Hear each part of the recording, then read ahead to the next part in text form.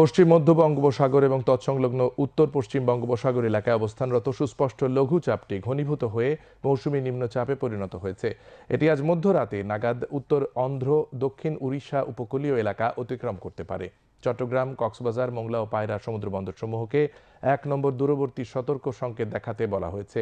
উত্তর বঙ্গোপসাগর ও গভীর সাগরে অবস্থানরত মাছ ধরার নৌকা ও ট্রলার সমূহকে পরবর্তী নির্দেশ না দেওয়া পর্যন্ত উপকূলের কাছাকাছি এসে সাবধানে চলাচল করতে বলা হয়েছে।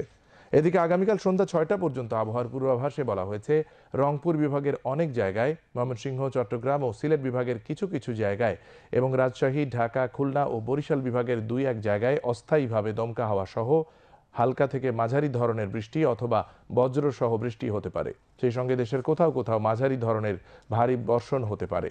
সারা দেশে রাতের তাপমাত্রা প্রায় অপরিবর্তিত থাকতে পারে এবং দিনের তাপমাত্রা সামান্য হ্রাস পেতে পারে।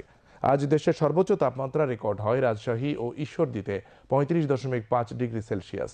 রাজধানী ঢাকার সর্বোচ্চ তাপমাত্রা ছিল ৩৪.৩ ডিগ্রি সেলসিয়াস।